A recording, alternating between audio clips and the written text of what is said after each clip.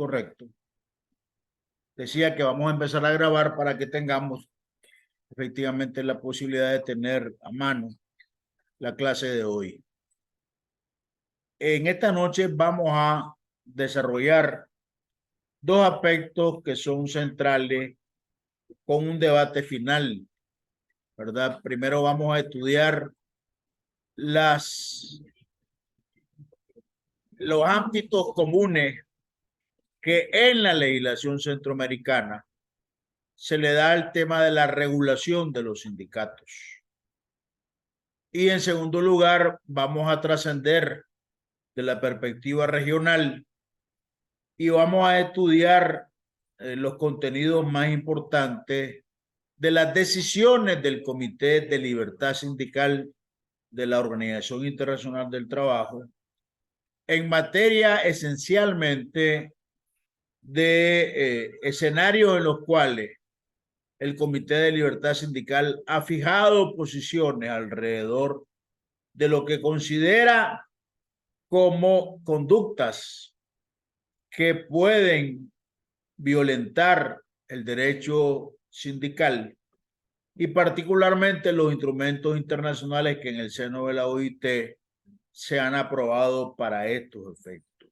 Y finalmente, pues vamos a tratar de tener un pequeño debate alrededor de las 4 preguntas que yo inscribí en la plataforma desde la perspectiva del foro, ¿verdad? Las presentaciones ya están en la plataforma y también oportunamente vamos a subir esta exposición de esta noche. Voy a tratar de desarrollar estas presentaciones sin aburrirlos demasiado para que luego nos refresquemos en el debate hasta concluir nuestra noche de trabajo. Quisiera compartir pantalla para efectivamente que ustedes puedan ir siguiendo la presentación. ¿Están viendo mi pantalla, jóvenes? Perfecto. ¿Cuáles son los rasgos comunes que encontramos en la regulación normativa sobre la actividad sindical en Centroamérica? Porque bueno, este máster es un máster centroamericano y la idea entonces es que siempre estemos trabajando en el escenario del derecho comparado. Lo primero que tenemos que señalar es que en todos los códigos del trabajo de nuestros países se encuentran regulaciones especiales en materia del tema sindical. Así en el Código de Guatemala lo encontramos de los artículos 206 al 234. En el Código de El Salvador, y si estoy equivocado, ustedes me corrigen, del artículo 204 al artículo 263. En el Código de Honduras, del artículo 468 al artículo 531. En Nicaragua, del artículo 203 al artículo 234. En Costa Rica, del artículo 339 al artículo 370. Y en Panamá, del artículo 334 al artículo 389. Cabe decir que es importante recordar que a nivel constitucional, también nuestras constituciones tienen disposiciones de este rango que tratan el tema sindical. Ya lo valoramos oportunamente, no lo vamos a repetir, pero solamente lo recuerdo. También es importante tener a la vista que los países de Centroamérica son suscriptores de los 2 convenios internacionales que regulan la materia sindical y de negociación colectiva. Estoy refiriéndome a los convenios 87 y 98, ¿verdad? En cuyo texto y contenido no me voy a detener porque eso es materia del 4º módulo sobre legislación laboral internacional. Pero es importante tener presente que efectivamente hay instrumentos internacionales que generan obligaciones de los estados con relación a este tema. ¿Cuáles son las regulaciones generales que encontramos repetidas en nuestras legislaciones en Centroamérica? Primero, en todos nuestros códigos hay prohibiciones expresas de atentar o menoscabar el libre ejercicio del derecho a la sindicalización. Con palabras distintas, con formulaciones diferenciadas, pero todas ellas efectivamente destinadas a restringir el menoscabo del ejercicio de la libertad sindical. Igualmente, nuestros códigos desarrollan la clasificación general de sindicatos, algunos de ellos con cierta especialidad. En todas ellas encontramos el sindicato de empresa, que responde a la organización en un solo centro de trabajo, el sindicato de industria, que ya tiene una perspectiva ramal o sectorial de actividad, el sindicato de gremios, cuando aglutina a trabajadores que pertenecen a distintos centros pero a un mismo oficio, el sindicato mixto, que recoge a distintos oficios, y particularmente me llamó la atención en el Código del Trabajo salvadoreño el artículo 209, que establece los sindicatos de trabajadores independientes, y puse entre comillas el término porque así es como aparece en el texto literal del Código del Trabajo de El Salvador. En esa misma dimensión, en todos los códigos nuestros se le otorga el mismo derecho de sindicalización a los empleadores, solo que evidentemente con regulaciones diferenciadas. También es importante subrayar algunas anotaciones específicas, como por ejemplo la que encontramos en el Código del Trabajo de Honduras, que establece restricciones al personal administrativo de alto rango para sindicalizarse, previendo obviamente una situación compleja en la cual los miembros directivos van a ser miembros del sindicato. El Código del Trabajo hondureño, ¿verdad?, tomó la opción de proscribir este tipo de situaciones.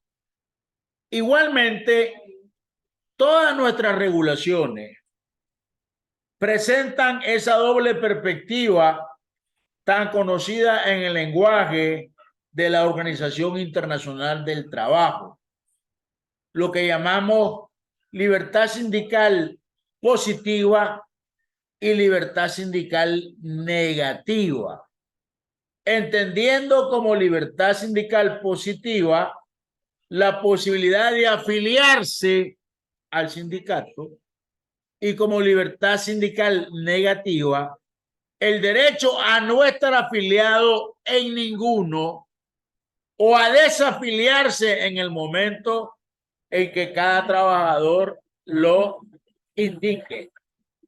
Incluso hay algunas legislaciones nuestras que establecen restricciones para el hecho de pertenecer a dos sindicatos al mismo tiempo.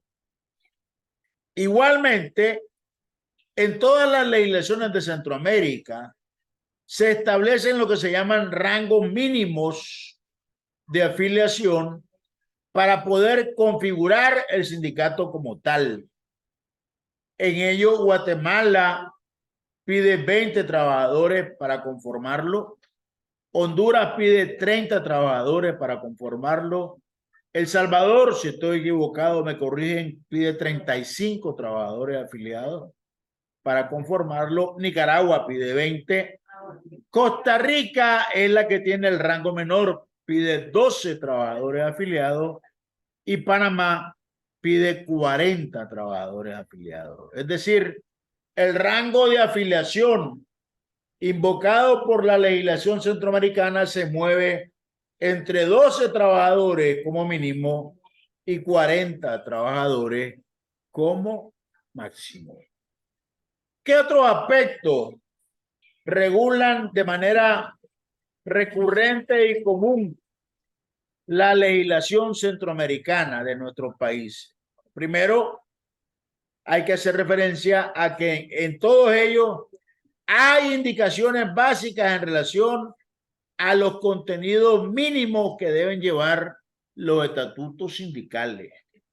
Por ejemplo, la identidad de los miembros, el tipo de sindicatos, las obligaciones y derechos de los afiliados, la cuota sindical, la tipología de los órganos de gobierno y las facultades y maneras de funcionar de esos órganos de gobierno, las facultades de la Asamblea General y de la Junta Directiva, las reglas de administración patrimonial de los sindicatos, las reglas y normas para la disolución.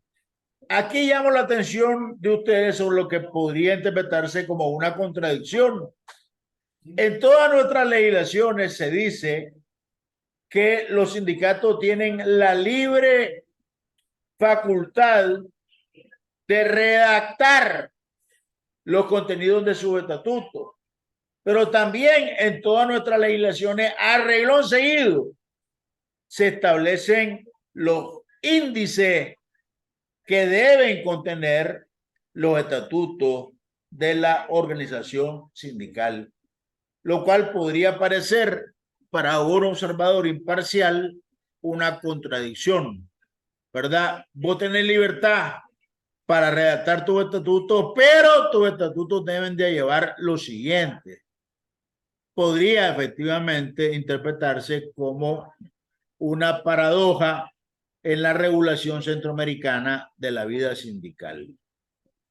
Todas nuestras legislaciones hablan de la configuración del sindicato sin autorización previa, pero igualmente todas las regulaciones centroamericanas establecen normas de procedimiento y requisitos para la obtención de la personería jurídica sindical. En ello tengo que señalar que en Centroamérica el registro sindical es preferentemente constitutivo. ¿Cómo es esto? Bueno, hay una larga discusión doctrinal acerca del carácter que debe tener el registro sindical. Y en esto las posiciones se han aglutinado en dos grandes extremos. Lo que se llaman los partidarios del registro declarativo y los partidarios del registro constitutivo.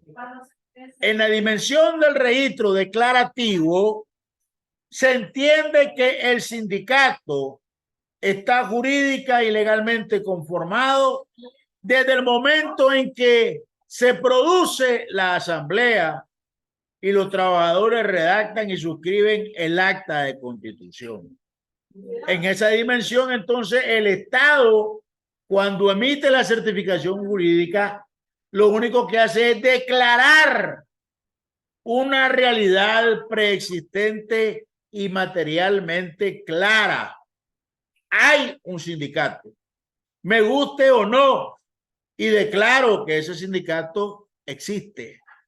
En cambio, los partidarios del registro constitutivo se aferran a la premisa de que el sindicato solo existe a partir del momento en que el Estado emitió y entregó la correspondiente certificación jurídica. Por supuesto, las consecuencias de adoptar un criterio u otro son claramente diferenciadas. Por ejemplo, si el sindicato se considera que no existe hasta que el Ministerio del Trabajo entrega la certificación jurídica, es claro que no puede desarrollar una iniciativa de negociación colectiva antes de que eso ocurra. Si por el contrario partimos de que el registro es solamente declarativo, entonces eso significa que el sindicato podría iniciar acciones colectivas porque ya existe materialmente hablando y solo se está esperando el acto formal del Estado de declarar que lo reconoce. Este es uno de los temas más complejos en la declaración, en la discusión y la doctrina del derecho sindical. Seguidamente, podemos indicar que todas las legislaciones centroamericanas prescriben el marco de funciones que deben tener los sindicatos, haciendo énfasis sobre todo en las tareas de lo que llamamos la representación gremial de los intereses de sus afiliados. Y esto se vincula con la octava característica. Todas nuestras legislaciones proscriben la vinculación de los sindicatos a los partidos políticos y particularmente a los temas ideológicos. Esto hay que entenderlo en el escenario del momento en el cual surgen los sindicatos en la perspectiva de los hervores de la revolución industrial y donde las grandes teorías sociales cuestionan el status quo del capitalismo y la democracia liberal tal y como nosotros la conocemos. De tal forma que hay toda una corriente en Europa y luego en América Latina para tratar de establecer un muro de separación entre las grandes teorías sociales que cuestionan la base política de la democracia liberal y occidental y las reivindicaciones y tareas propias de los movimientos sindicales, restringibles únicamente al ámbito de la reclamación de sus derechos y reivindicaciones socioeconómicas. Igualmente, todas nuestras legislaciones admiten la configuración de lo que se llaman organismos sindicales de segundo grado. Estamos hablando de federaciones, confederaciones e igualmente centrales sindicales de ámbito global.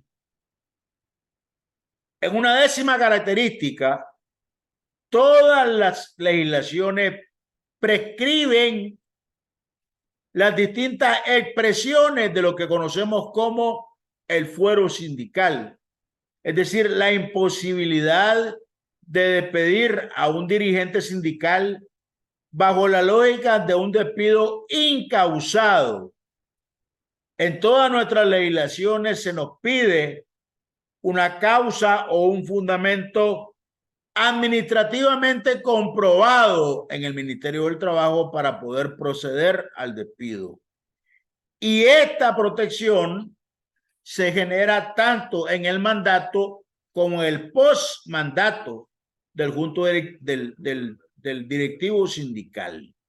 Normalmente nuestras legislaciones prescriben un año para proteger al dirigente sindical que deja su cargo y regresa a la base laboral ya desprovisto de la investidura de directivo del sindicato.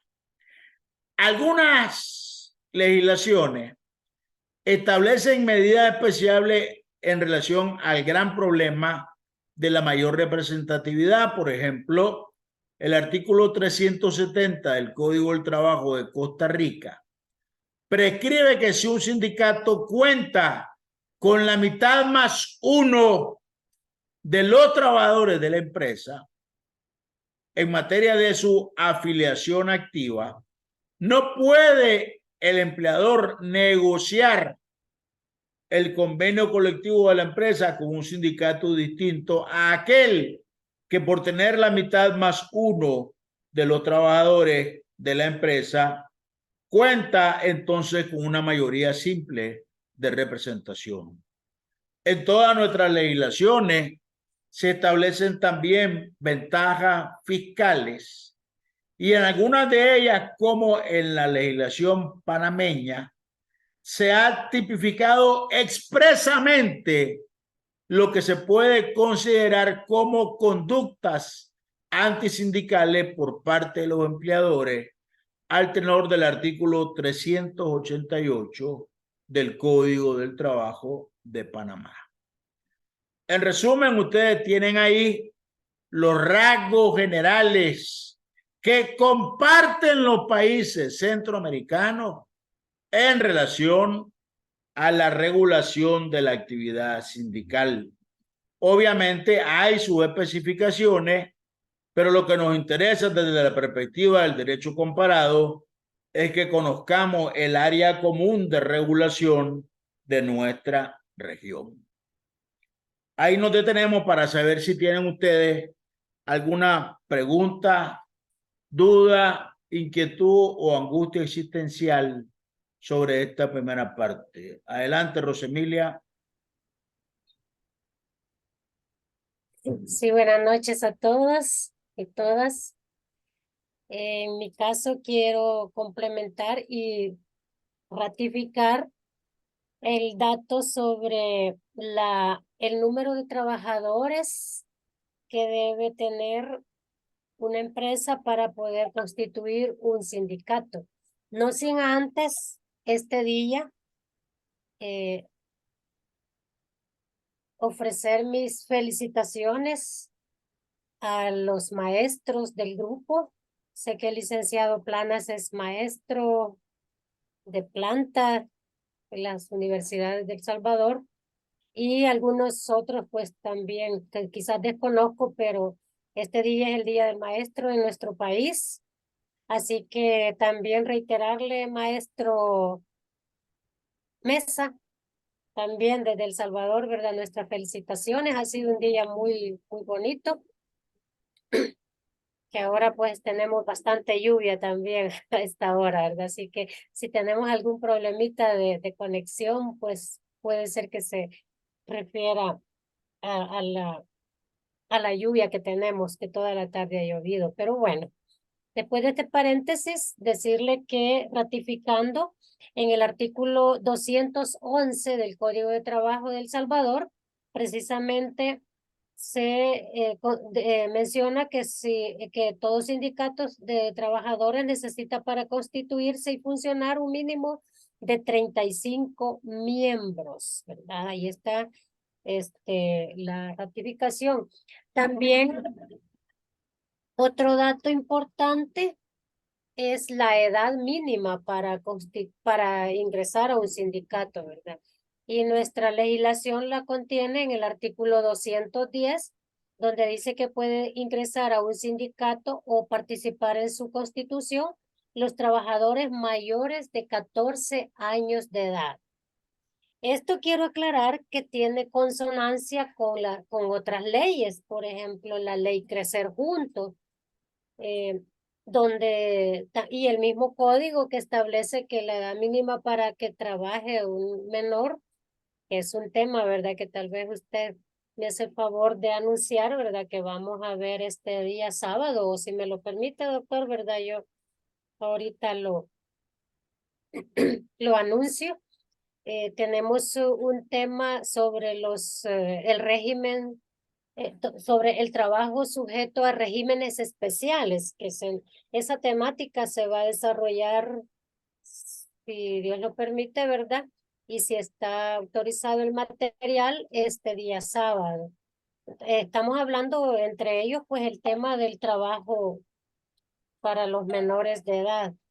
Entonces, mencionaba de que precisamente porque las leyes permiten a los menores de edad trabajar desde los 14 años con sus regulaciones y procedimientos especiales, que ya pues todos los colegas lo conocen. Sin embargo, no va a ser malo, ¿verdad? Aquí recordarlos y ampliarlos y compararlos a nivel de los códigos de Centroamérica, al menos su articulación que lo regula. Pues de igual manera en los sindicatos, la edad mínima para poder ingresar eh, la establece el código en su artículo 210 a los menores de edad, inclusive desde los 14 años de edad. Ojo, hay una excepción con la participación o la inclusión de los menores de edad en los sindicatos. Ellos no pueden ejercer cargos de directivas. Me imagino, doctor, que todos los códigos de Centroamérica tendrán pues esa titularidad, ¿verdad? De que los menores de edad no pueden pertenecer a cargos directivos. Usted tal vez nos ayuda ahí, pero en la legislación salvadoreña no pueden conformar cargos en junta directiva hasta que son mayores de edad, por toda la regulación que existe sobre sus documentos de identidad y bueno, y ya sus su representación como adultos, ¿verdad? Para eh, todo lo que confiere, ¿verdad? Ya sus derechos y obligaciones como mayores de edad. Y sí, hasta que cumplen los 18 años pueden pertenecer ya u optar o ser nombrados en cargos directivos. ¿No? Eso era lo que quería acotar. Y sí, ratificar que en el artículo 209, en su inciso final, está detallado el Sindicato de Trabajadores Independientes. Y dice que es el que está constituido por trabajadores empleados por cuenta propia y que no empleen a ningún trabajador asalariado, excepto de manera ocasional. Este tipo de sindicatos, pues, el legislador lo conformó así. En alguna ocasión, pues, verdad, he leído algo sobre doctrina que se refiere a que como tenemos mucha empresa informal, tenemos mucha microempresa, tenemos muchos microempresarios independientes y entonces ellos tienen el derecho también a conformar sindicatos, ¿verdad? Porque usted lo ponía como excepción en nuestra legislación salvadoreña, sí pueden conformarse los sindicatos de trabajadores independientes. Muchas gracias. Ahí estaría. Gracias, Rosemilia, por los aportes. Hazel también ha pedido la palabra. Adelante. Sí, buenas noches. Respecto bueno, primeramente, gracias por las felicitaciones e igual para las personas que ejercemos la docencia, igual a usted, doctor. Sé que no ha de ser este mismo día en el que ustedes conmemoran esta fecha especial para los maestros, pero bueno, vamos a hacerle esta atenta felicitación y pues cuando corresponda allá, ¿verdad? Con usted. Bien, quizás la observación, más que observación es duda. Por ejemplo, no pueden haber sindicatos mixtos en El Salvador. Por ejemplo, de jefes y empleados. Me imagino que igual es a nivel de las legislaciones centroamericanas. Más bien esa era mi consulta. Bien. Quisiera hacer un primer comentario con relación a la intervención de Amelia. Efectivamente, nuestras legislaciones en Centroamérica establecen algunas restricciones especiales que tienen que ver no solamente con la edad, sino que también con la calidad de quienes pueden llegar a ser miembros. En todas nuestras legislaciones, los extranjeros que pueden o son trabajadores de una empresa no pueden incorporarse a los órganos directivos de los sindicatos. Esta es una restricción general que marca el tema de la calidad. Ya decía que en la perspectiva de la legislación hondureña, los directivos de las empresas, ¿verdad?, no pueden ser miembros de los sindicatos. Y aquí, Hazel, hay una diferencia. En la legislación centroamericana, cuando se habla de sindicatos mixtos, no se refiere a sindicatos en donde hay jefes y trabajadores, sino que se refiere en sindicatos donde hay miembros de distintos oficios y además de distintas empresas. Muchas gracias. Sí. Porque la clasificación original es de sindicatos de empresa o sindicatos de oficio. Entonces, cuando nuestra legislación centroamericana dice sindicatos mixtos, se refiere a un sindicato en el cual hay varios oficios representados en él, o además hay también varias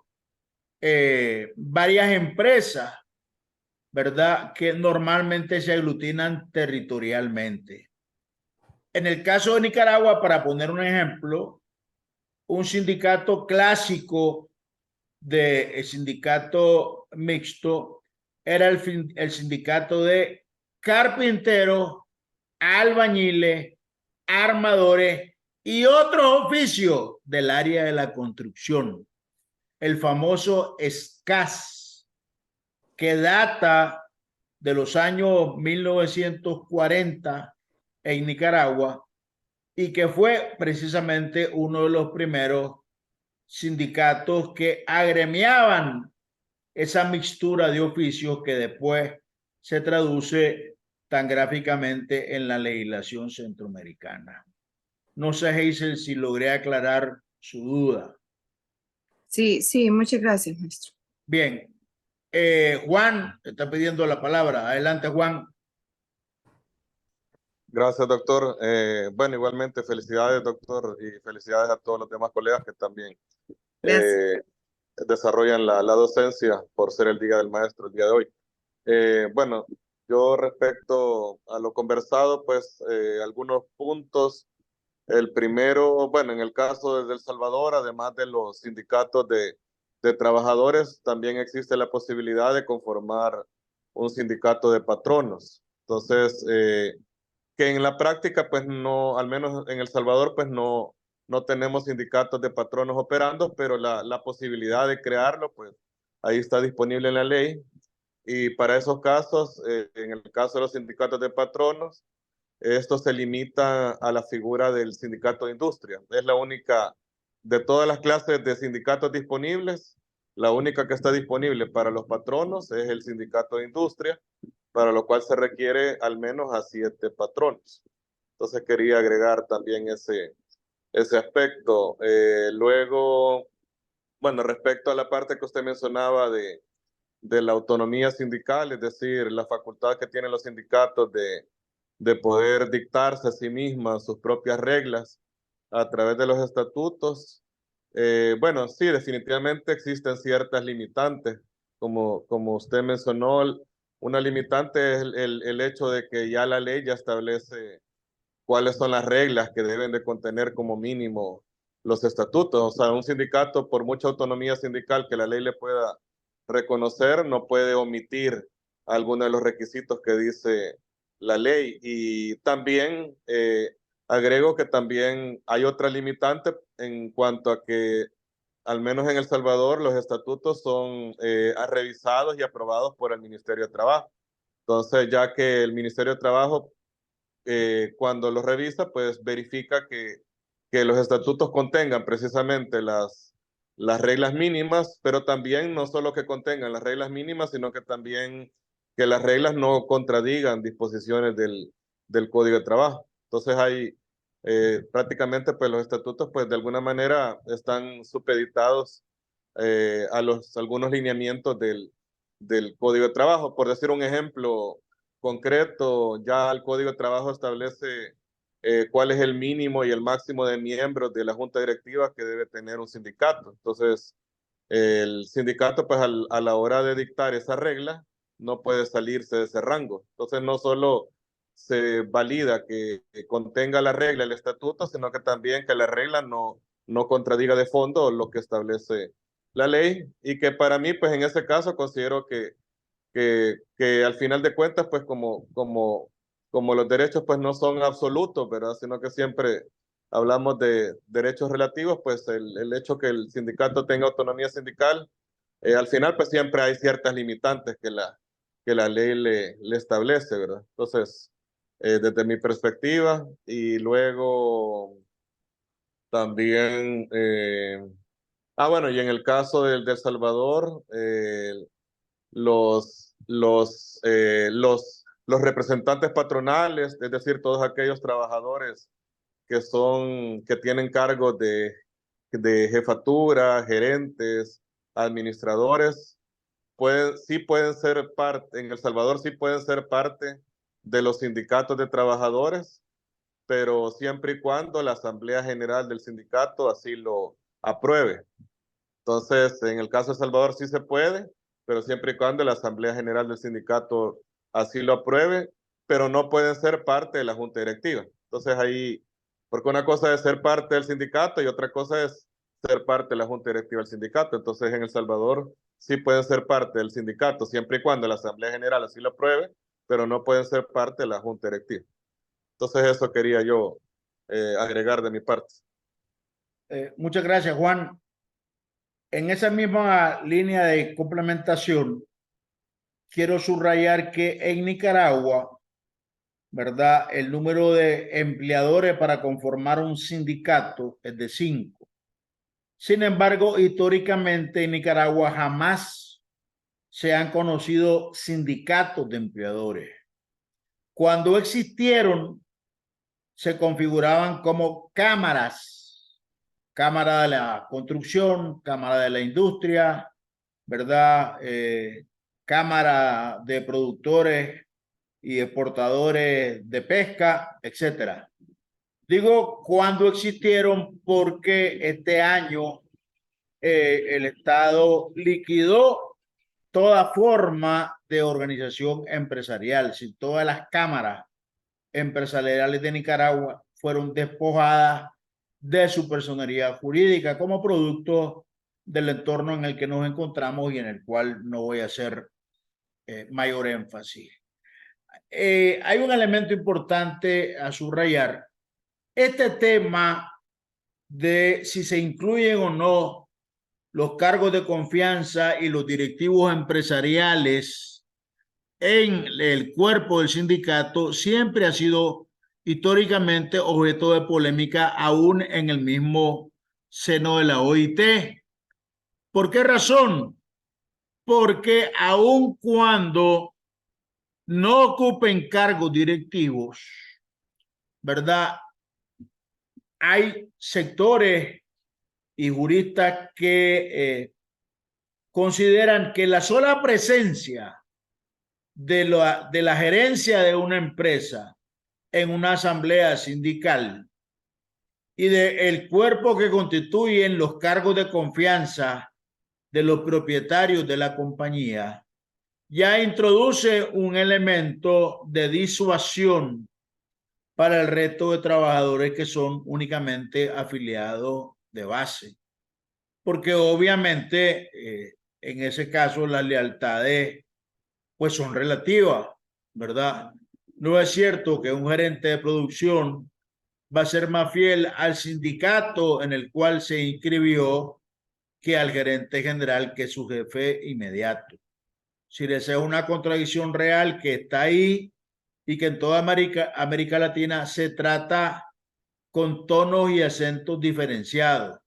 Hay regulaciones y legislaciones que las prohíben expresamente, otras las permiten con condiciones, etcétera. Repito, es un escenario de discusión doctrinal que todavía sobrevive. Bien, si ustedes me lo permiten, entonces pasaría a la segunda presentación que tiene efectivamente otra dimensión. Estamos hablando de lo que quizá en términos técnicos es impropio considerar como la jurisprudencia internacional en materia del Comité de Libertad Sindical de la OIT. Y decíamos que hay una discusión sobre la propiedad técnica del término porque en realidad el Comité de Libertad Sindical no es un tribunal y se supone que la jurisprudencia emana ostensiblemente de tribunales. El Comité de Libertad Sindical no opera como un tribunal, pero hay que decirlo, tampoco es que sus conclusiones y decisiones son inocuas, no es cierto. Quienes hemos tenido la oportunidad de asistir a las conferencias internacionales de la OIT en Ginebra en cada año en el mes de junio, entendemos el peso que tiene una decisión del Comité de Libertad Sindical sobre la conducta de un determinado Estado que es emplazado en el Comité de Libertad Sindical bajo una acusación de violación al convenio 87 o al convenio 98 de la OIT. El Comité de Libertad Sindical es un órgano tripartito que tiene ya casi 50 años de existencia y que está conformado por 3 delegados gubernamentales, 3 delegados de empleadores y 3 delegados de los sindicatos. ¿De cuáles? De los sindicatos y de los empleadores que constituyen la contraparte de los gobiernos en el seno de la Organización Internacional del Trabajo. Hay 2 órganos en la OIT, y eso lo van a ver en su momento, que tienen una enorme trascendencia para los estados que constituyen parte de esta organización. Esos 2 órganos son la Comisión de Aplicación de Normas y Recomendaciones de la OIT y el Comité de Libertad Sindical. La Comisión de Aplicación de Normas y Recomendaciones estudia en principio la coherencia que puede existir entre las normas legales de un país y el texto y espíritu de los convenios internacionales que ese país ha suscrito en el marco de la OIT o que constituyen el corazón de su esencia constitutiva. Por ejemplo, independientemente de que usted no haya suscrito el convenio 87 de libertad sindical, se entiende que con ser miembro de la OIT, usted acepta los preceptos de la Constitución de la OIT. Y uno de los preceptos de la Constitución de la OIT es el tema de la libertad sindical. De tal manera, entonces, que este primer órgano, la Comisión de Aplicación de Normas y Recomendaciones, es un órgano de la Conferencia Internacional del Trabajo. El otro órgano es el Comité de Libertad Sindical, que está conformado por 9 miembros y que opera bajo la égida del Consejo de Administración de la OIT, que por así decirlo, el órgano de gobierno. No quisiera entrar en mayores especificidades orgánicas para no invadir la temática de la legislación laboral internacional, pero sí es importante que ustedes sepan que el Comité de Libertad Sindical de la OIT es el órgano que juzga casos, es decir, denuncias y acusaciones específicas de que el gobierno tal ha violado los principios de la OIT en materia de libertad sindical porque ocurrió esto y esto y esto y esto y esto.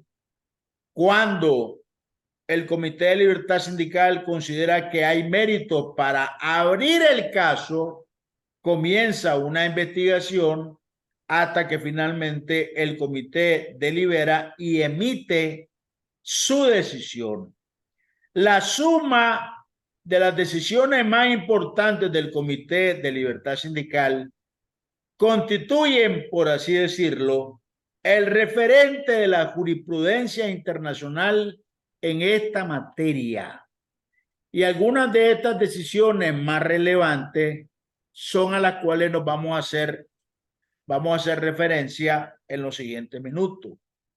Comenzando con el primero, el Comité de Libertad Sindical en muchísimos casos ha señalado efectivamente que tanto los trabajadores como los empleadores deben de gozar de protección por parte del Estado contra todo acto de injerencia. Es decir, es un precepto, no es discrecional del Estado proteger o no, tiene la obligación de proteger a los trabajadores y a los empleadores de actos de injerencia en relación a la constitución de sus organizaciones. Y esa constitución debe ser sobre la base de la total independencia de las organizaciones de trabajadores en el ejercicio de sus actividades. Eso trae a colación el derecho de afiliarse que tienen los trabajadores sin que el empleador pueda incidir sobre su decisión. Igualmente, en materia de jurisprudencia internacional, sin lugar a dudas, la facultad de elegir libremente a las organizaciones de trabajadores y a la no injerencia de la empresa en favor de un sindicato, es decir, el trabajador puede elegir a qué sindicato pertenecer y la empresa no puede ni debe incidir en absoluto alrededor de esa posibilidad. También se ha establecido como precepto internacional que no se requiere la conformidad del empleador para la constitución del sindicato, como que si fuera esta una condición para obtener la inscripción jurídica. Para decirlo en dos palabras, la conducta del empleador en relación a la autorización para que se constituya un sindicato en su seno ha sido proscrita y se considera violatoria de los convenios 87 y 98. Incluso el Comité de Libertad Sindical en repetidas ocasiones ha dicho y ha señalado, señores empleadores, ustedes deben de tener moderación con relación a cualquier tema que pueda interpretarse como injerencia por parte de ustedes. ¿Cuáles? Bueno, dice el Comité de Libertad Sindical, comencemos con el intento de soborno a miembros del sindicato para que se retiren del mismo. La circulación de declaraciones preelaboradas por las cuales el trabajador renuncia a la afiliación o la creación de sindicatos paralelos a aquel originariamente constituido por parte de los trabajadores para operar como un sindicato títere. Todas esas actuaciones, el Comité de Libertad Sindical las ha declarado como formas de injerencia violatorias del convenio 87 y el convenio 88. En esa misma dimensión, la intervención de la empresa para favorecer la creación de un sindicato paralelo constituye igualmente un acto de injerencia. En esa lógica, el comité también ha establecido el precedente de que los empleadores no deben emitir opiniones que intimiden a los trabajadores en el tema del ejercicio de sus derechos sindicales. Por ejemplo, cuando los representantes del empleador afirman que la constitución de una asociación sindical es un acto ilegal que va a provocar la reacción del empleador. Ese comentario es considerado por el Comité de Libertad Sindical como un comentario intimidatorio que los gobiernos deben de regular para que no se produzca en el seno de las empresas. También está proscrita toda coacción empresarial que tienda a obtener la renuncia de un trabajador a su afiliación sindical. Y la coacción para que esto se produzca constituye una violación grosera, grave del convenio 87 y del convenio 98 de la OIT. En esta misma lógica, ¿verdad?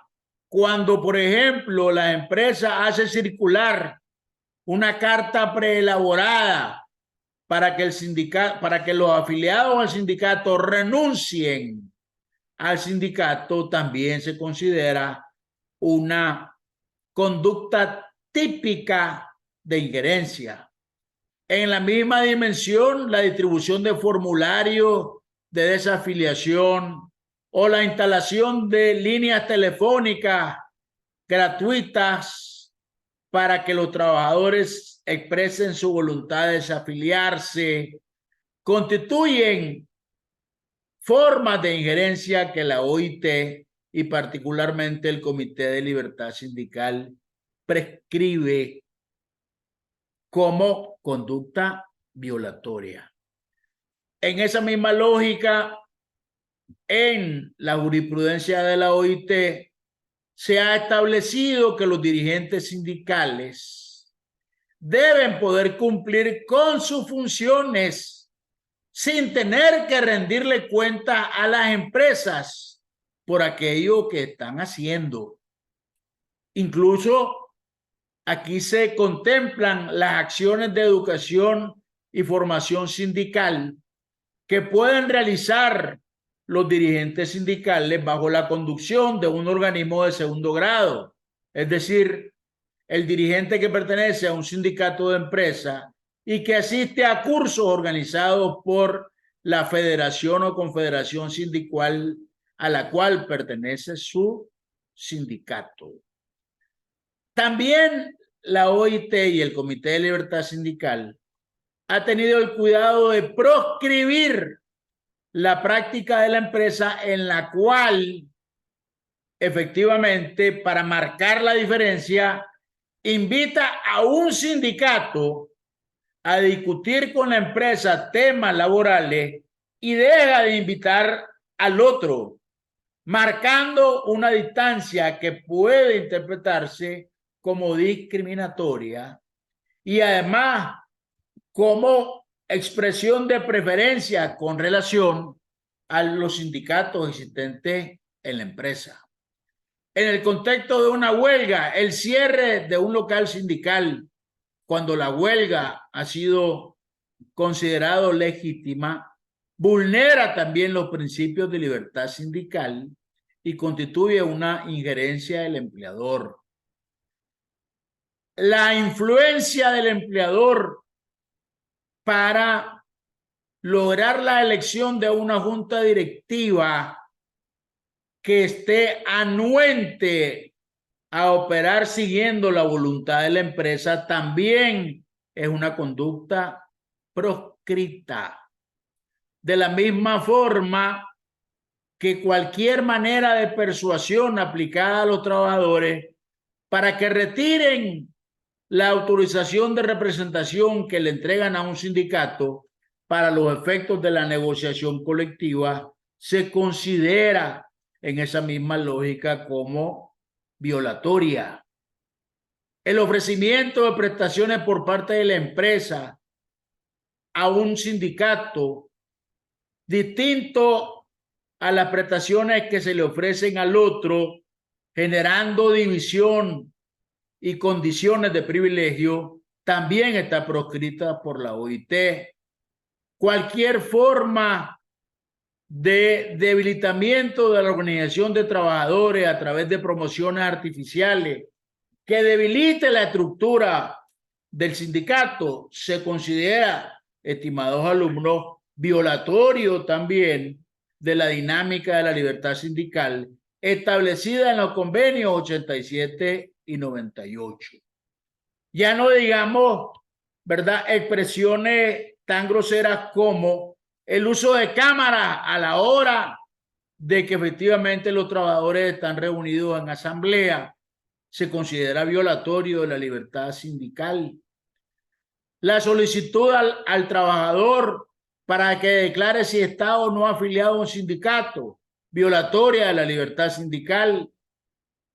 La invitación a los trabajadores a declarar a qué sindicato pertenecen, también constituye actitud y actividad de injerencia. Igualmente, cuando se trata de un doble rol en el cual, en el ámbito de los sindicatos de trabajadores públicos, los funcionarios que dirigen ministerios asumen cargos de dirección en los sindicatos, se considera en ese caso que es una situación que propicia la injerencia sobre el sindicato de trabajadores públicos, ya que los dirigentes pertenecen al cuerpo directivo del ministerio.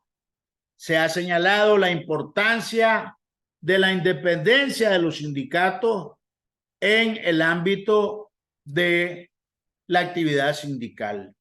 Y así sucesivamente encontramos, ¿verdad?, otra serie de prescripciones que están detalladas en la presentación para detenerme en un fenómeno que está relacionado directamente a Centroamérica y particularmente a uno de nuestros países, que es el tema de las asociaciones solidaristas.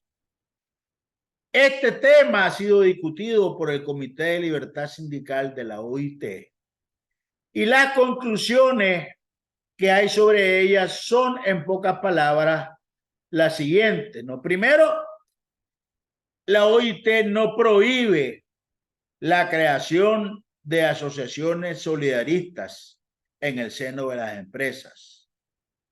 Segundo, sin embargo, la OIT subraya que las asociaciones solidaristas son formas de apoyo mutual entre la empresa y los trabajadores, y que por consiguiente, y subrayo este elemento, las asociaciones solidaristas no pueden asumir roles sindicales, es decir, no pueden representar a los trabajadores en la discusión de un convenio colectivo, no pueden representar a los trabajadores en el entorno de un conflicto individual o general, no pueden negociar a nombre de los trabajadores demandas salariales, no pueden negociar a nombre de los trabajadores efectivamente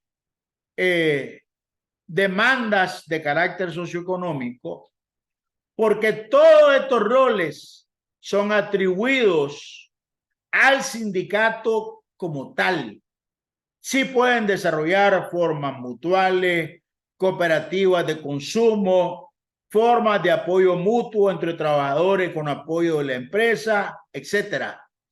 Pero no pueden asumir los roles que la tradición, el texto y la jurisprudencia de la OIT le han otorgado particularmente a los sindicatos en el marco del ejercicio del convenio 87 y el convenio 98 de la Organización Internacional del Trabajo. Ahí tienen entonces ustedes el gran marco general y referencial de las decisiones del Comité de Libertad Sindical de la OIT, las cuales, toda vez que se suscribe el convenio 87 y el convenio 98, son de referencia para la forma en cómo dicta su sentencia los tribunales nacionales. Recuerden que, y esto es una larguísima discusión de derecho internacional público, cuando un Estado adopta un convenio internacional, se obliga a que tanto su legislación como su práctica en materia de conducta y políticas públicas se ajuste a los términos establecidos en el convenio que adoptó. Y esto tiene enormes repercusiones cuando se trata de la libertad sindical y de la negociación colectiva.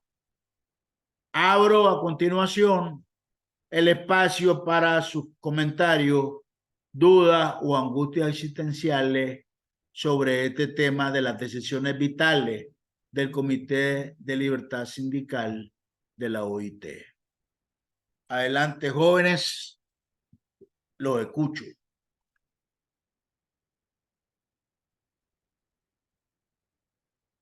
¿O está todo muy claro o quedó todo muy oscuro? Solo hay una de las dos encrucijadas. Que alguno de ustedes me saque de angustia, por favor. ¿Está todo claro, Vero? Sí, está claro, doctor. Indiscutiblemente lo que recoge la OIT es también lo que recoge nuestro código de trabajo salvadoreño, esa libertad sindical, el no coaccionar a los trabajadores. Y eso está contemplado, doctor, también ya les digo, lo tenía aquí a la mano, ya lo perdí. Estos requisitos para poderse asociar a un sindicato, tenemos que está prohibido pues coaccionar y hacer discriminación a los o a las trabajadoras que se quieran asociar en un sindicato. Y también pues está prohibido pues, para los patronos, doctor, coaccionar también o hacer algún tipo de maniobra que impida a los trabajadores asociarse.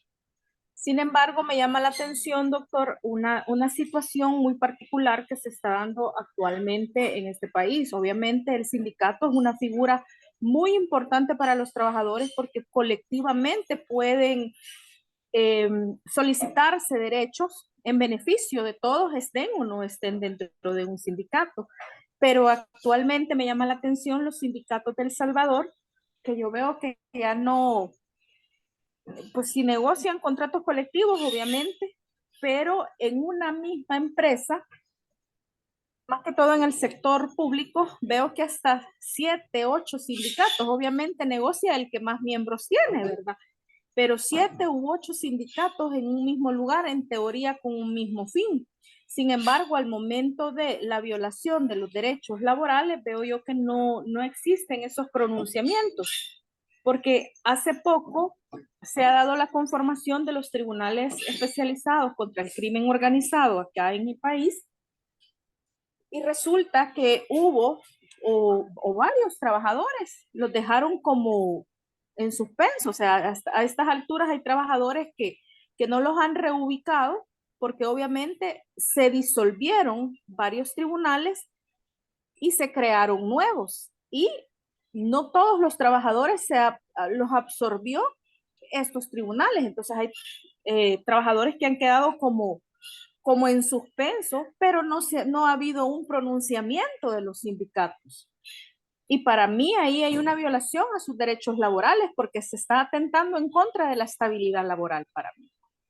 Entonces me llama la atención que están las figuras en la normativa, pero actualmente no las estamos utilizando. Entonces no sé si es por un tema político, doctor, desconozco, ¿verdad?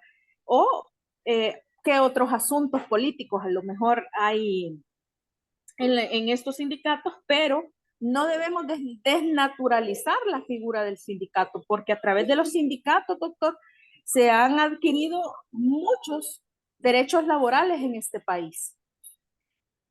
Incluso en la empresa privada, doctor, gracias a los sindicatos se han obtenido muchos derechos laborales. Y pongo de ejemplo, en los años 80 aquí no se pagaba el salario mínimo. Y a través de la figura del sindicato se han ido adquiriendo como ciertos derechos. Y ahora, por lo menos en este país, pues considero que la mayor parte de salvadoreños, pues sí tienen derecho a un salario mínimo. Entonces, se han obtenido prestaciones laborales a través de la figura de los sindicatos. Y así, etcétera, etcétera. Pero sí traigo a colación este tema porque me ha llamado la atención que hay trabajadores que se está atentando en contra de su estabilidad laboral y sin embargo los sindicatos del órgano judicial no han hecho un pronunciamiento.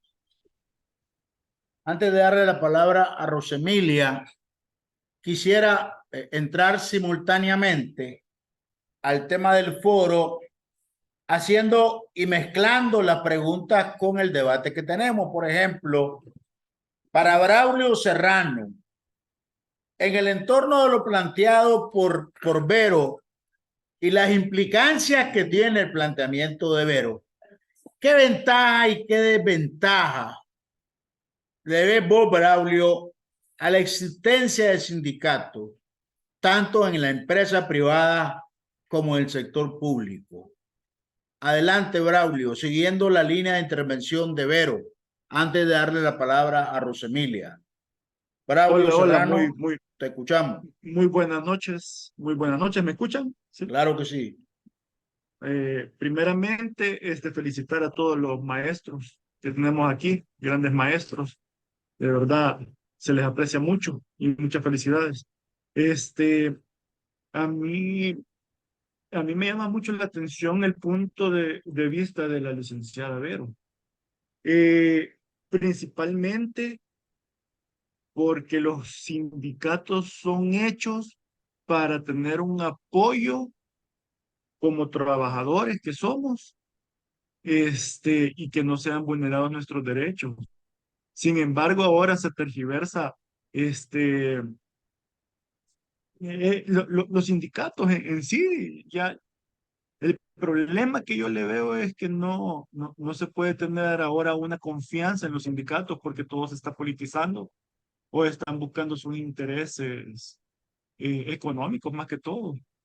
Eh, Ahora ya no es una fuente creíble, un apoyo que uno puede buscar como trabajador para que no se nos vulneren los derechos, sino que ya hay sindicatos que no se creen en ellos, no se siente ese apoyo. Entonces, eh, me parece me parece bonito, sinceramente, cómo se escucha todo acerca de los sindicatos y cómo es que ha ido normándose eh, todo acerca de los sindicatos, todo acerca de los derechos, todo, pero estamos llegando estamos llegando a un punto que en vez de apoyar al trabajador, los mismos miembros del sindicato lo que buscan es mejorar sus beneficios. Así, por ejemplo, para traerles un punto a colación, un ejemplo, en el sindicato ahorita están, en la Corte Suprema de Justicia ahorita se está negociando el nuevo contrato colectivo. Eh, pero dentro del contrato colectivo se está hablando de que se les va a dar 1,5 millones a los 3 sindicatos que se encuentran luchando en el contrato colectivo. Y en las negociaciones que se están dando con los magistrados y los del sindicato, ese es un punto de los que prima, pues, está reinando. Es, Todo quizás se basa ahora en la negociación de ese punto que la patronal no quiere dar, ese 1,5 millones para el sindicato, y entonces el sindicato ahí es donde ya pegó el brinco, ¿verdad? Que no les pareció, porque eso es lo que ellos quieren. Son $500,000 por cada sindicato en los 3 años, me parece, que es lo que están supusiendo. Entonces ahí es donde uno puede decir, realmente como trabajador están velando por mis derechos o están velando nada más por los derechos económicos de los mismos directivos del sindicato. Quizás ese es mi punto de vista, doctor. Bien, Rosemilia. Rosemilia.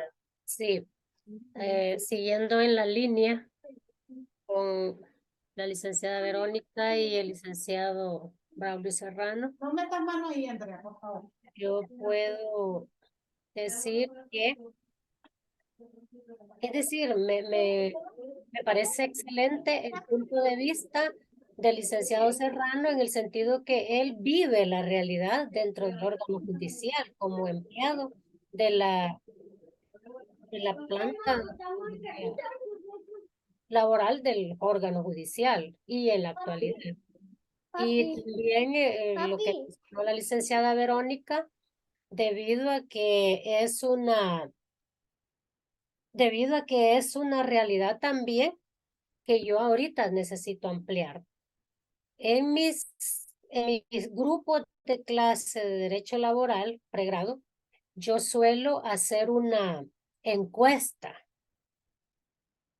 como prueba diagnóstica al principio y luego en el transcurso del ciclo con los estudiantes, debido a que siempre los grupos de Derecho Laboral son, además de ser numerosos, en su mayoría son empleados y en su mayoría también son empleados de la empresa privada.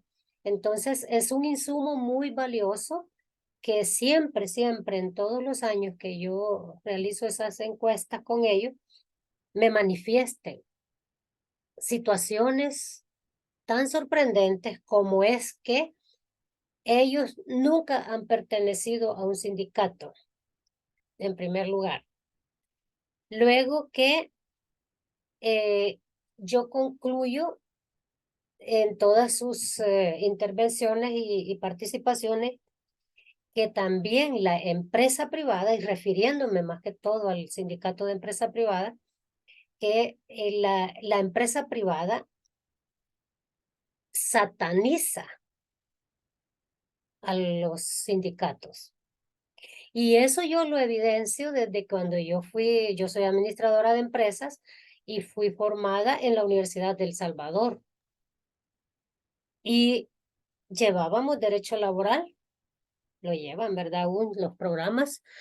Y siempre que se estudian los sindicatos, la materia sindical, al gerente, al futuro gerente, al administrador de empresa, nos hacen satanizar, tener pensamientos de que los sindicatos son malos, que los sindicatos solo sirven para lo que mencionó el licenciado Serrano, que es para velar por sus intereses personales e individuales o si bien le va para los de sus amigos cercanos o para aquellos malos trabajadores de las empresas, y esa es la idea generalizada que se tiene. El que se afilia a un sindicato es porque es mal trabajador y necesita, ¿verdad? La figura de respaldo del sindicato. Es ahí porque entonces los gerentes en todas sus reuniones quizás van introduciendo ese mensaje en los trabajadores, que el sindicato es malo, que el sindicato es bueno, inclusive todos los alumnos que les menciono, que he encuestado yo, siempre mencionan que cuando van a entrar a su trabajo, van a optar como candidatos a un trabajo, y les hacen la prueba de polígrafo y en la prueba poligráfica incluye el entrevistador, obviamente por indicaciones del gerente o del jefe de recursos humanos, incluye la famosa pregunta: ¿ha pertenecido alguna vez a un sindicato? Y desde allí ya es como un candidato, ¿verdad?, que van excluyendo del proceso. Entonces, los trabajadores jóvenes y sobre todo de empresa privada tienen en primer lugar esa idea: el sindicato es satánico, el sindicato es el que hace quebrar las empresas. Al sindicato se afilian los trabajadores haraganes y todo lo demás se enfocan en esas partes que son a veces reales, doctor. Eso es inminente, pero no se enfocan en el derecho sindical propiamente dicho. Eso por un lado. Por el otro lado, todo trabajador privado aquí, y sobre todo estas generaciones jóvenes, tienen la idea de que el sindicato no es para la empresa privada, el sindicato es para las instituciones del gobierno. Y es por eso, porque actualmente, y retomo el punto de la licenciada Verónica, que actualmente los sindicatos de la empresa privada están dormidos, son ausencia total.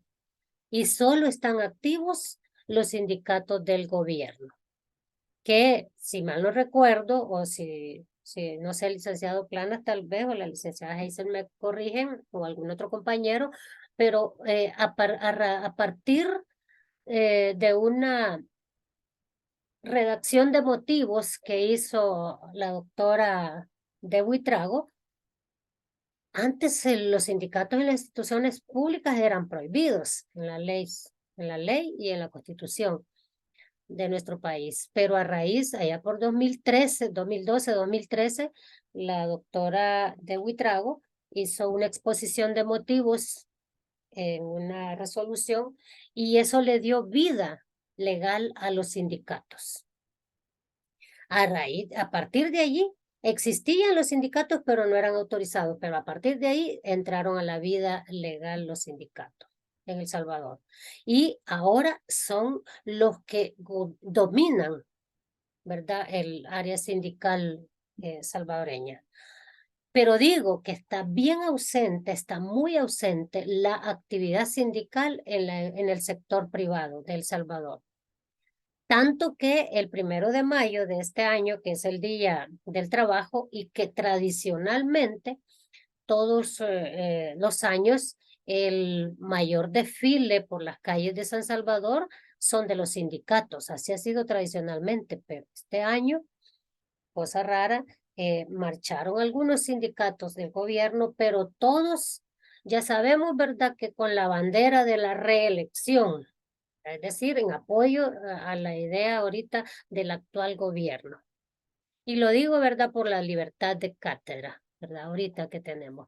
Y luego, eso dio lugar a que un periodista, Paolo Luers, periodista de origen alemán, radicado y casado con salvadoreña, y ha naturalizado salvadoreño, redactor del periódico del Diario de Hoy, hiciera un artículo muy bueno, muy amplio, sobre la actividad sindical en El Salvador.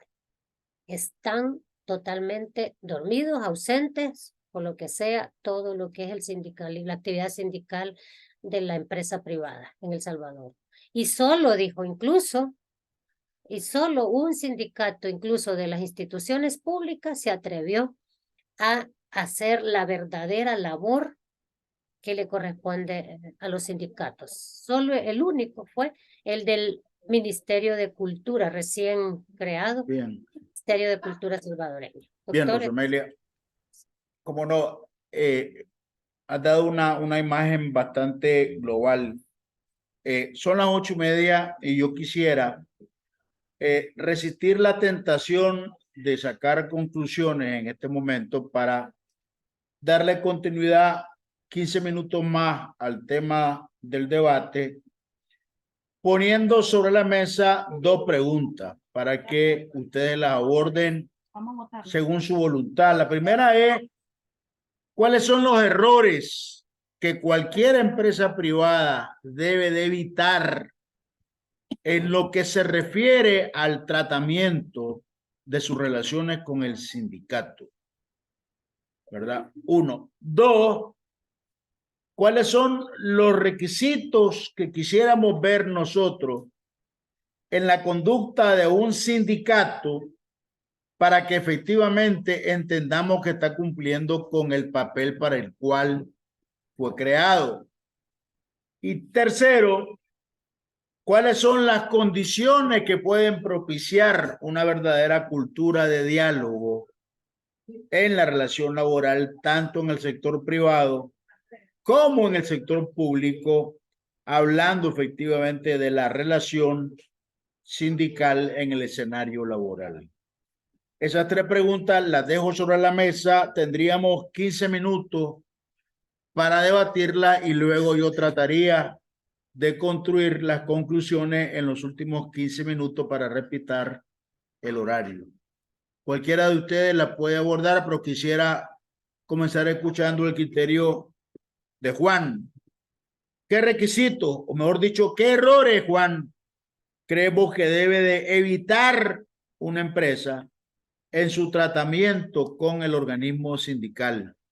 o qué errores debe de evitar la administración pública también cuando se trate de sindicatos en este sector. Adelante, Juan. Aló. Aló. Juan. Aló. Bien, dejamos abierta entonces la pregunta para cualquiera de ustedes, Rosamelia, Vero, Braulio. Si ustedes fueran gerentes de una empresa o ministros de una institución pública, ¿qué errores no cometerían en su relación con un organismo sindical? Adelante, lo escucho.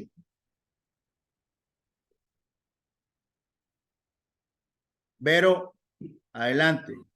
Bueno, quizás en primer lugar, doctor, evitaría la confrontación. Eso en primer lugar. Sí, no vas a estar sola, yo solo te Eso es lo primero que busca el patrón, o sea, como estar confrontando, como que con eso vamos a lograr algo, ¿verdad? Por el tema de la confrontación. Segundo, pues, evitaría no escuchar los puntos de diálogo o de discusión que pretenda el sindicato. Los escucharía, procuraría escucharlos para ver si son puntos sensatos o son puntos insensatos. En tercer lugar, buscaría siempre la negociación, doctor, por sobre todas las cosas negociar, porque yo soy del pensamiento que hablando se entiende la gente, ¿verdad? Voy a dejar a mis colegas pues, para no agotar todos los puntos, ¿verdad? Y vamos a Excelente. ver. Rosamilia, en tu opinión y experiencia, ¿cuáles son las condiciones básicas que se requieren antes de darle la palabra a Braulio Serrano para propiciar efectivamente una cultura de diálogo en la relación laboral en sindicatos, tanto en el sector privado como en el sector público? Adelante, Rosamilia. Sí, doctor, precisamente es lo que reitero, que la formación de los gerentes o administradores es un enfoque bien diferente a la formación como abogados. Y precisamente cuando yo fui formada principalmente, primero como administradora de empresas y después en Derecho. Hasta cuando yo estudié Derecho, como que abrir la mente, ¿verdad? A que la ley es la que debe primar sobre todo lo demás.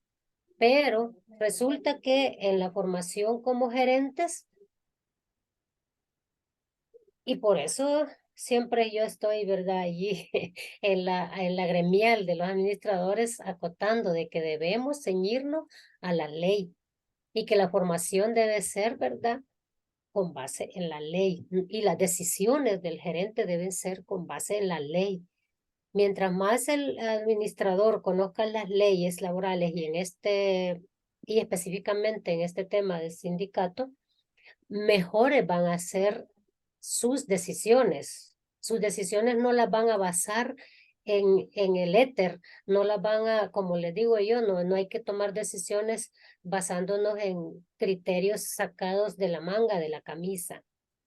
Entonces, si yo me voy al plano como gerente y conociendo ya, ¿verdad?, la legalidad sobre los entornos del tema del derecho sindical, retomaría precisamente lo que dice ahí mi colega abogada, la licenciada Verónica, ¿verdad? Estar abiertos siempre, no andar aplicando, porque los gerentes muchas veces aplican unas estrategias aquí se le llama, ¿verdad?, del trabajador oreja. Es decir, se pone a un trabajador y mira todo lo que escuché, venía a decírmelo. Y yo te voy a dar pues algún beneficio extra. Entonces, no, esa es una estrategia malísima de gerenciar. Entonces, no hacer ese tipo no utilizar esta estrategia. Entonces, estar abierto, inclusive en el plan, en el PAC, ¿verdad? O en el PAO, hay que incluir y programar reuniones con los sindicatos formados ya o aquellos líderes de los trabajadores que también los permite, ¿verdad? Nuestra legislación, cuando no hay un sindicato, también se debe dialogar y tomar muy en cuenta al representante de los trabajadores que así se haya formado o que así por medio del liderazgo se haya formado. Entonces, programar reuniones con él, escuchar a través de este vocero, escuchar a los trabajadores. Luego, todas las decisiones que se tomen y que se van a hacer, van a afectar o beneficiar al colectivo de trabajadores, también tomarlos en cuenta a ellos. Por ejemplo, el reglamento interno de trabajo o todas esas herramientas administrativas gerenciales, como son el manual de políticas y normas, el manual de funciones, el manual de descripción de puestos, y todo, el manual de procedimientos, el reglamento interno, todas esas son herramientas gerenciales de las que dispone un administrador o un gerente. Entonces, hacerlos partícipe a todos, porque de lo bueno o malo que resulte de la implementación de esas herramientas administrativas, entonces se hará cargo todo el grupo y se disminuirán las posibilidades de los conflictos laborales. Para decir algo, doctor, para decir algo en las estrategias gerenciales. Excelente, Rosemilia. Tiene la palabra Braulio, que le había pedido, siempre abordando los tres aspectos que habíamos indicado. Adelante, Braulio. Braulio Serrano. Sí, doctor. Yo también me uno a lo que comentan las compañeras. Creo que lo que más puede dañar es la confrontación. Se cree básicamente que, o no se cree, no sé por qué se ha tomado esa como cultura de llevar la contraria, digamos, como gerente, como patronal, a los trabajadores del sindicato, ¿verdad? Como para no poder, digamos, darles lugar a que ellos tengan la razón, para que no se acostumbren a que todo se les vaya a dar. Entonces se entra como en esa confrontación, y lo cual no es bueno, porque tiene que haber primero comunicación, porque si hay peticiones acerca de los trabajadores, es porque de verdad algo necesitan. No es que se les va a dar, digamos, a un aumento, digamos, por ejemplo, para poner el ejemplo, ¿verdad? De $500. No, pero sí quizás necesitan tal vez un aumento que sea razonable, que tampoco pueda ser perjudicial ni para la empresa, y también que sea beneficioso para ellos. Pero, ¿por qué lo digo? Pues porque todo tiene que ser como, tiene que estar en la balanza, porque también como puede ser perjudicial el sindicato, así como dijo la compañera Vero, que puede llevar hasta la quiebra de una empresa. Es por eso también que uno tiene que ceder un poco para poder ganar, ¿verdad? Ganar. Poder, el diálogo entre las partes creo que es fundamental. Y creo que la confrontación es el mayor problema aquí, ya sea de los sindicatos, más que todo quizás privados. Eso quizás me era mi apoyo. Bien. Juan, una última intervención para pasar a tratar de configurar conclusiones, terminando la noche. Adelante, Juan. Adelante. Hola doctor, perdón, me hace un gran favor, que a mí me cayó una llamada cuando usted estaba planteando las preguntas y me cortó el Zoom, entonces no escuché de manera completa las 3 preguntas. Nos movíamos en la siguiente dirección, ¿no? ¿Qué errores debe evitar una empresa en su relación laboral con el sindicato? ¿Qué características de actuación debe tener un sindicato para que consideremos que está aportando a la buena marcha de relaciones laborales? Y por último, componentes para una cultura de diálogo. Adelante, Juan. Gracias.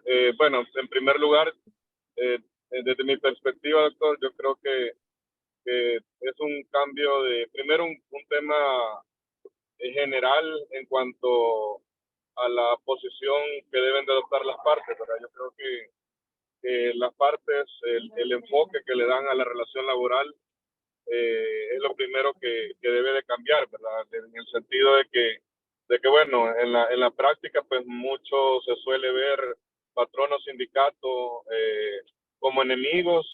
O sea, sí son contrapartes, pues por supuesto, pero contraparte es un comprador y un vendedor, y eso no significa que sean que haya enemistad entre comprador y vendedor, ¿verdad?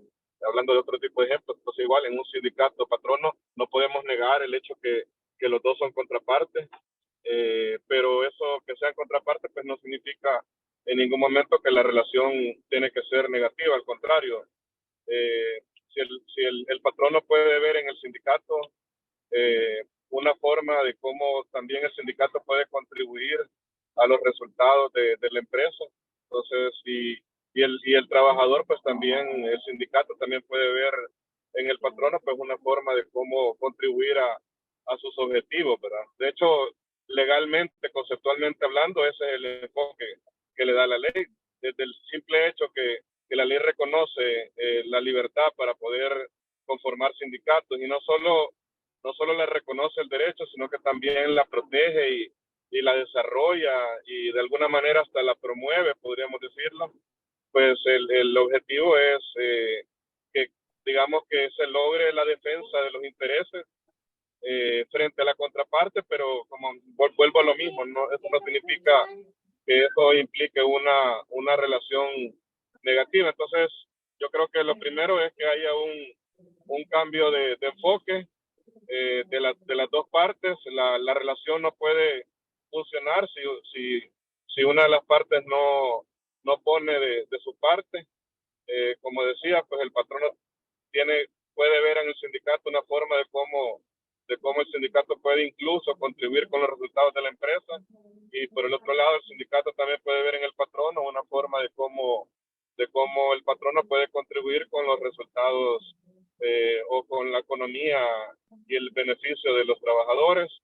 Me parece que también se pueden agregar ahí buenas prácticas, ¿verdad? En cuanto a que también, por ejemplo, una reunión entre patrono y sindicato periódica que puedan tener para dar seguimiento a las solicitudes que puedan haber, tanto de la parte trabajadora como también de la parte patronal, pues también ayuda, es sana y contribuye a una buena relación, ¿verdad? Entonces hay empresas en las que no se sigue esa dinámica, hay empresas en las que sí se sigue esa dinámica, y cuando se sigue esa dinámica, pues eso ayuda pues a que haya una relación de respeto, colaboración mutua entre la parte patronal y la parte trabajadora.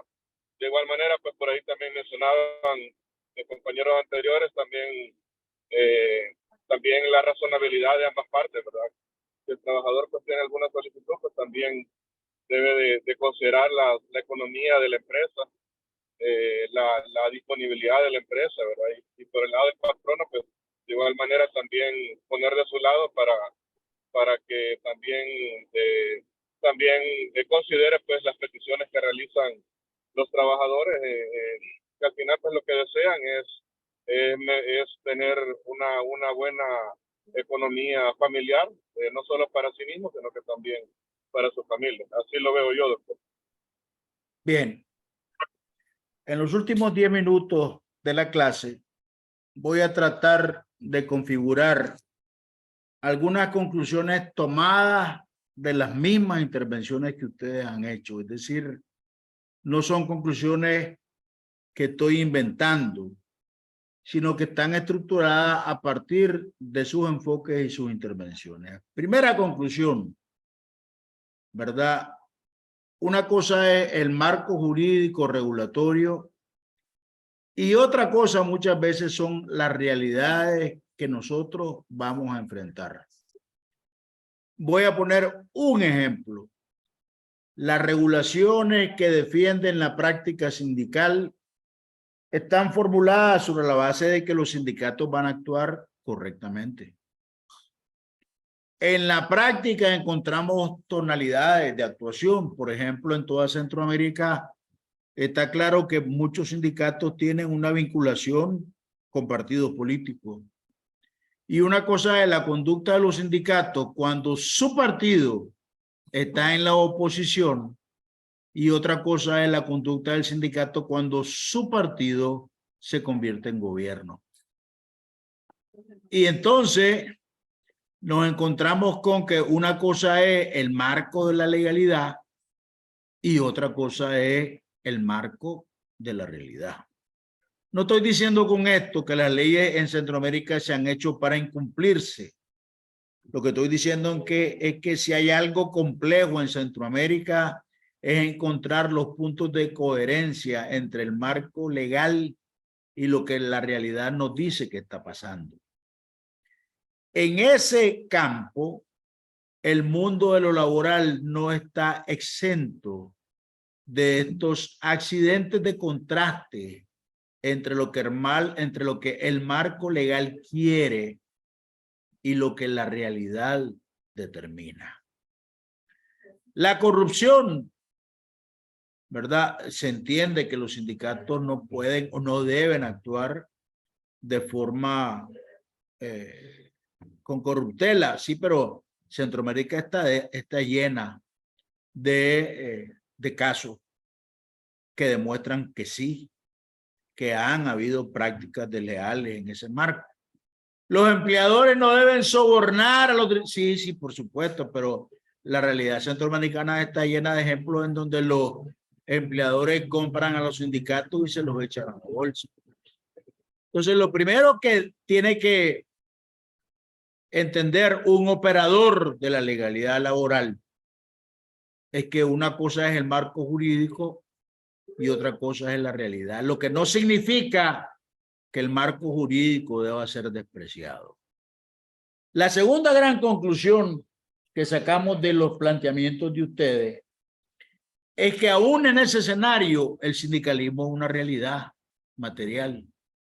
Es decir, su evolución determinó que sindicalizarse dejara de ser delito y conducta prohibida hasta ser reconocida como derecho, incluso como derecho humano a partir de la Declaración Universal de 1948. Por consiguiente, si es una realidad, mal la hacemos cuando tratamos de desconocerla. También hacemos mal cuando le tenemos miedo, ¿verdad? Ustedes decían, ni búsqueda de la confrontación, ni tampoco terror a cómo va a reaccionar el sindicato si tomamos tal o cual medida de ordenamiento administrativo. Es decir, una administración, una gerencia no puede pasar tampoco amarrada de pies y manos porque el sindicato puede reaccionar de esta forma o de la otra. Pero la segunda conclusión es que los sindicatos son una realidad, particularmente en el contexto centro y latinoamericano. La tercera conclusión es que para construir culturas de diálogo y para construir escenarios en los cuales la concertación sea la fórmula de salida, aunque sea lo más complejo, tenemos que reconocer que efectivamente hay diferencia entre el capital y el trabajo. Por mucho que a una empresa le llamemos colaborador al trabajador, ¿verdad? Este colaborador, ¿verdad? No goza de los beneficios de los accionistas principales de la empresa. Y una cultura que trata de minimizar o aliviandar esa contradicción en vez de administrarla, es una cultura que muchas veces nos lleva a escenarios equivocados. Escenarios en los cuales lo que prevalece es la fotografía de la armonía, pero en el fondo hay una batalla intestina a veces sorda, en el cual los intereses se disimulan, pero no terminan ni de negociarse en serio, ni de complementarse. Entonces, de la misma forma que es un error la cultura de la confrontación, también es un error la cultura de la falsa armonía y el diálogo artificial, en donde decimos que el trabajador o los trabajadores y su empresa se quieren mucho cuando en realidad están esperando unos y otros la menor oportunidad para pasarse el cuchillo y cortarse la garganta. La clave en los entornos laborales es el reconocimiento de las diferencias y la perspectiva de administrar esas diferencias con inteligencia, con voluntad, pero también con instrumentos modernos, como son las formas y vías de negociación en los métodos de resolución alterna de conflictos. Y la cuarta conclusión es que efectivamente, si hay algo que puede incidir en la promoción de una cultura del diálogo, es el costo de lo que a ambas partes les va a costar el conflicto. Cuando las dos partes, tanto el sindicato como el empleador, sacan la cuenta de que el conflicto les va a costar más que una solución negociada y concertada, el sentido común los hace sentarse y negociar. ¿Por qué razón? Porque no tendría sentido escoger una alternativa que nos va a salir peor de si escogemos la alternativa de sentarnos a negociar y buscarle alguna salida. Y en eso se configura un nuevo rol del abogado. En muchos escenarios internacionales, los abogados ahora no son los maestros del conflicto, es decir, los grandes operadores de la regla para vencer al otro. En muchos escenarios internacionales, los grandes abogados son los maestros de la concertación y de la búsqueda de formas alternativas de solución. Porque eso le representa a sus clientes, ya sean empleadores o trabajadores, una fórmula de solución que tiene menos costos económicos, menos costos sociales y un abono a una relación de largo plazo. Esas serían las 4 grandes conclusiones que tenemos a la vista a partir de las consideraciones que ustedes han formulado en el debate, las preguntas del foro, las cuales me tomé el trabajo de anotar para no inventar conclusiones, sino formular conclusiones a partir de lo que los alumnos señalan como constructores y gestores de su conocimiento. Y con esto concluimos la clase de esta noche y quisiera invitarlo formalmente a nuestra clase del sábado, donde mi colega Rosamelia, ¿verdad?, va a desarrollar los regímenes especiales, en donde yo voy a tener el privilegio de unirme al alumnado para escuchar la clase de nuestra máster Rosemilia Argueta. Ella nos invita a conectarnos en primera a través de el link natural que usamos siempre con el doctor Roberto Velasco, que es el link de la plataforma de la Universidad de San José, y solo en el caso de que ese link no falle, pues entonces ya Rosamelia y yo tendremos que tomar una decisión para el link alternativo en el caso de que nos represente problemas, ¿verdad? La incorporación a el link original de la U de San José. Con esto concluyo el tema sindical, ¿verdad? Damos espacio a concluir los temas complementarios que nos quedaban del derecho individual, que regímenes especiales, para luego continuar avanzando. Les agradezco a todos ustedes el esfuerzo que hicieron esta noche. Yo sé, repito, que no es fácil recibir clases después de un día de agotadora jornada laboral y profesional.